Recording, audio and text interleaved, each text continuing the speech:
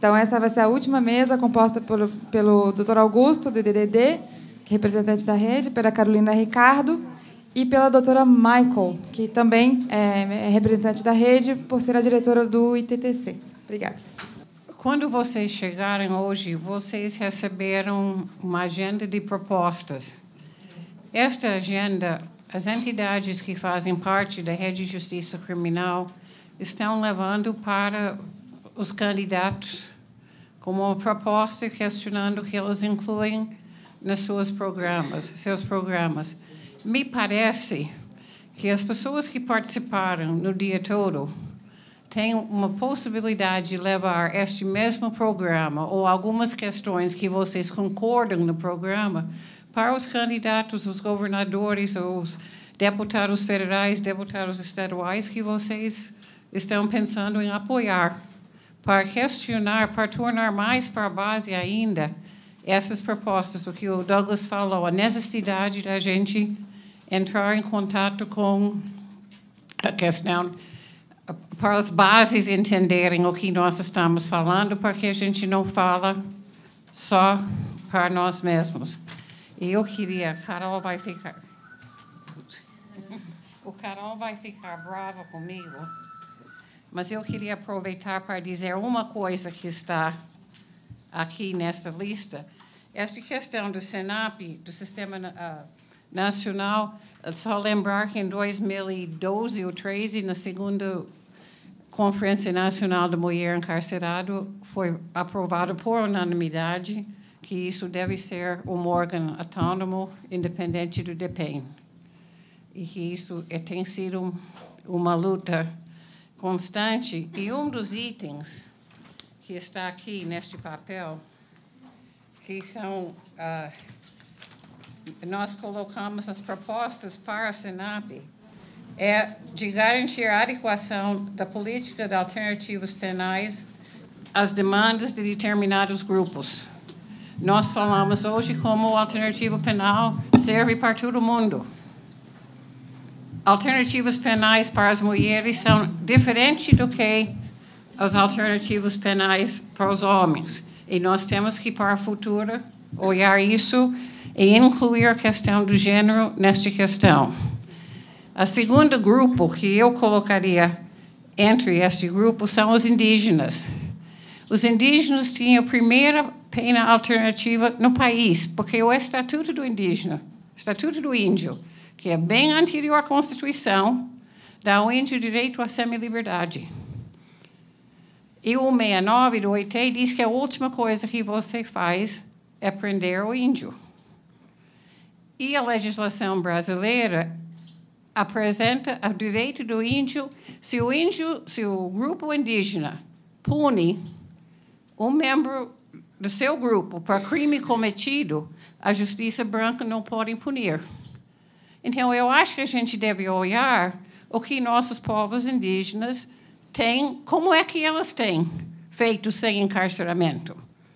Tem alguns tribos que praticam encarceramento, mas a maior parte não pratica. E a gente não olha aqui para ver outras alternativas para encarceramento. A justiça restaurativa é uma prática indígena. Começou, se você olha as origens de justiça restaurativa, é a questão indígena, que foi dos indígenas dos Estados Unidos, que depois ele foi criando e tornando-se justiça restaurativa. Então, eu acho que essas são duas questões que eu ponho para olhar para o futuro para vocês. Obrigada.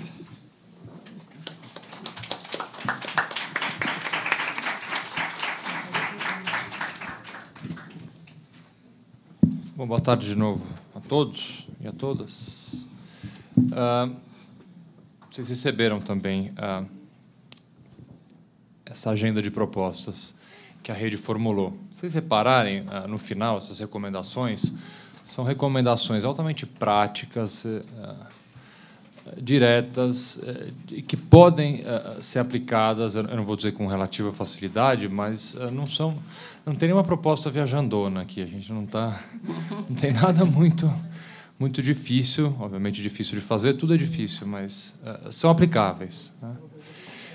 Mas o que eu acho que deve estar sempre por trás de uma discussão, principalmente no momento de fechamento e de apresentação de propostas concretas, a gente tem que ter em mente uma coisa. Eu acho que a gente poderia colocar aqui, agora já é meio tarde que o documento está pronto, mas antes de qualquer coisa, escrever assim: número 1, combinar com os russos. Porque essa é uma dificuldade que eu vejo em todos os projetos da rede, em todos os projetos do IDD, enfim, nesses 14 anos que eu participo ativamente do IDDD, enfim, e da discussão ampla da questão de segurança pública e justiça criminal. Eu vou dar um exemplo de um casinho do IDDD. O IDDD, desde a sua fundação, e foi o primeiro projeto do Instituto, a gente faz mutirão. Antigamente, a gente fazia mutirão em distrito policial, quando tinha carceragem em distrito, e hoje em dia a gente continua fazendo mutirão em centros de detenção provisória, aqui em São Paulo. No passado, a gente ia quase mendigar do governo locais para a gente poder trabalhar de graça. Você vê que curioso, a gente ia nas delegacias, pedia para fazer mutirão, ia em centro de detenção provisória, pedia. Né? Estamos aqui querendo ajudar e fazendo um pedido. Sempre fomos atendidos? Sempre, na maioria das vezes. Mas foi sempre uma coisa proativa, um instituto indo atrás do poder público e oferecendo ajuda. Aconteceu nesse ano uma coisa, no mínimo, curiosa. O IDDD foi procurado, ao contrário de procurar. Nos procuraram, por favor, façam um mutirão para a gente. Porque chegou num momento em que, principalmente no estado de São Paulo, a situação é mais do que caótica. E sentamos com o governo de São Paulo, que nos fez esse pedido, e a primeira ponderação que eu fiz foi justamente essa: a gente faz mutirão, não tem problema nenhum, temos voluntários, temos gente querendo trabalhar, a gente faz atendimento, faz mutirão, só que a gente precisa combinar com os russos mesmo, porque no SOS Liberdade, o projeto que a gente apresentou um pouco antes, o índice de indeferimento dos pedidos de liberdade e aplicação das cautelares era assustador, né? Então, você se mobiliza, você apresenta projetos, você executa esses projetos, mas a gente tem, inclusive com essas propostas, são propostas mais administrativas, fortalecimento da gestão, implementação do SINAP, etc. Mas a gente vai ter, daqui a pouco, com a implantação disso ou não, um judiciário que vai dar uma resposta ou vai viabilizar a aplicação desses nossos projetos. E, infelizmente, a gente tem um judiciário absolutamente refratário a qualquer tipo de política e visão diferente do que a visão que está hoje em dia imposta. A gente tem eu estou falando de São Paulo porque eu conheço mais, mas tenho certeza que não é muito diferente de outros lugares. A gente tem juízes de primeira instância que reiteradamente não aplicam benefício nenhum da lei, salvo, obviamente, exceções que a gente conhece. Tem um Ministério Público, que aí eu vou dizer, salvo a exceção, se vocês souberem, vocês me contam qual é a exceção, mas um Ministério Público de São Paulo que, aí eu vou dizer mais do que reiteradamente, quase que unanimemente se manifesta sempre de forma contrária a qualquer pedido da defesa, mas você tem um Tribunal de Justiça aqui do Estado de São Paulo absolutamente conservador, que aqui, até mesmo nessa casa, aqui na GV, quando nós apresentamos, nós não, o Tiago Bottino apresentou aquela pesquisa sobre habeas corpus, e contando da apresentação dessa pesquisa no Tribunal de Justiça de São Paulo, e o tribunal percebeu: nossa, nós somos os maiores clientes do STJ. Bom, é óbvio que vocês não respeitam uma súmula do STJ, não respeitam uma súmula do Supremo. Então, além de apresentar a agenda de propostas da rede que está aqui colocada, eu acho que vale, mais uma vez, aqui um pedido para todos, que o discurso que está por trás, na verdade, a filosofia, mais do que isso, né, que está por trás dessa política de encarceramento em massa, ela tem uma causa, às vezes, desconhecida, mas de muito difícil solução. Vejo assim. Como colocar na cabeça de um juiz de primeira instância e de um desembargador que as alternativas penais podem ser a solução, né? Mostrando dados. A gente tem um dado aqui de São Paulo que foi me dado pelo doutor Lorival, secretário de Administração Penitenciária, que a gente não pode classificar ele como um dos caras mais liberais de São Paulo, mas ele falou: olha, o índice se a gente pegar o índice de reincidência aqui, de quem recebe pena alternativa no estado de São Paulo, é de 7%, ao passo que quem recebe uma pena privativa de liberdade convencional ultrapassa 50%. Então, assim, é um número, para mim, tão evidente, né? Não é 50 para 42, é 50 para 7. Agora, é isso que vai sensibilizar o judiciário?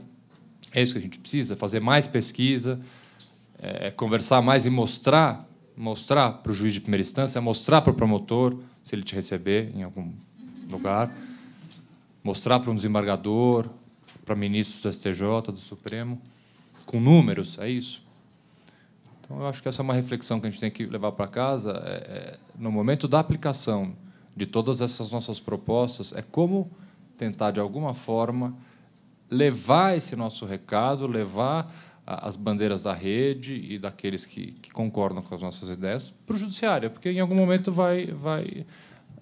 tudo isso chega no judiciário, a gente precisa de uma resposta positiva, senão a gente corre o risco de ficar dando murro em ponto de faca. Obrigado mais uma vez. Bom, boa tarde a todos e todas. Me coube fazer essa fala final sobre a agenda de propostas da rede, e uma responsabilidade grande, mas antes eu não posso deixar de agradecer ao trabalho que foi feito por quem organizou o evento. Acho que tudo no âmbito da rede nunca é fácil. Somos muitas organizações plurais, com perfis diferentes, com formas de trabalho diferentes, e os nossos produtos coletivos são sempre fruto de muito, muito trabalho. Então, agradecer a Janaína, a Ana Luísa e a Amanda, que puderam, enfim, fizeram todo o trabalho de bastidores aí para a gente poder ter nosso evento de sucesso, e, obviamente, a GV, que foi parceira o tempo todo nesse nosso trabalho. E acho que, só para dizer, a gente percorreu hoje, né, alguns pontos. A gente começou falando de mediação, conciliação e justiça restaurativa, passando por medidas cautelares diversas à prisão e por penas e medidas alternativas, tentando dar conta dos diferentes tipos de alternativas penais, porque a gente cai no lugar comum de achar que alternativas penais é igual a pena alternativa. Ela é muito mais, não só esses modelos aqui, esses tipos aqui mencionados, ela é muito mais do que isso, mas a gente achou importante tratar das especificidades das diferentes alternativas penais, mostrando um pouco os desafios da sua implementação e mostrando também o que já houve de avanço, porque a gente quer sair daqui também com algum acúmulo de por que caminho seguir, né? E a última mesa, a gente quis trabalhar um pouco do ponto de vista da política, né? O que foi feito até agora, o que está sendo feito, quais são os desafios, para fechar com a apresentação da agenda. A partir da fala da Heloísa, quer dizer, acho que nem faz muito sentido entrar nos detalhes da agenda de propostas, porque ela dialoga muito com o que já tinha sido acumulado né, no trabalho feito pela coordenação geral de penas e medidas alternativas, e muito do que a gente propõe já foi dito e trazido na fala da Heloísa, né? De toda forma, eu acho que vale muito a pena a gente contar um pouco o que é essa agenda de propostas, para que a gente fortaleça e consiga levar adiante esse trabalho feito pela rede. Primeiro, ela era uma produção coletiva da rede e de muitos outros parceiros com acúmulo nessa área. E, novamente, eu ressalto o desafio que é chegar em consensos, em construções coletivas dentro da rede e no âmbito do nosso tema de justiça criminal.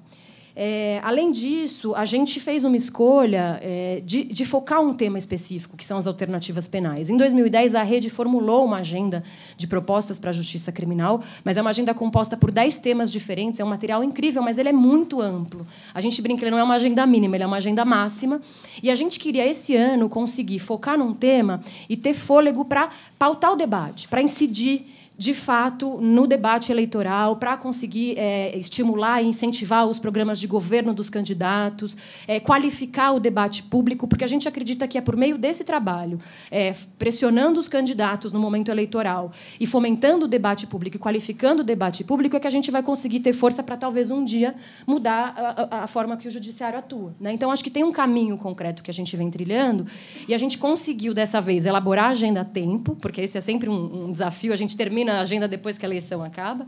E a gente tem feito um trabalho grande com todas as assessorias, com as campanhas dos principais candidatos, apresentado o tema. A gente teve com o Eduardo Jorge, com a Luciana Genro, com o Flávio Caetano, que é o responsável pelo tema na campanha da Dilma, com o Arnaldo Madeira, que é o responsável pela campanha do Aécio. A gente está em contato direto com a campanha da Marina para tentar justamente levar. Não é à toa que, eventualmente, a reformulação de formas de financiamento, de justiça e segurança, aparece aí nas campanhas dos candidatos. Acho que isso também já é fruto um pouco do trabalho que a gente vem fazendo.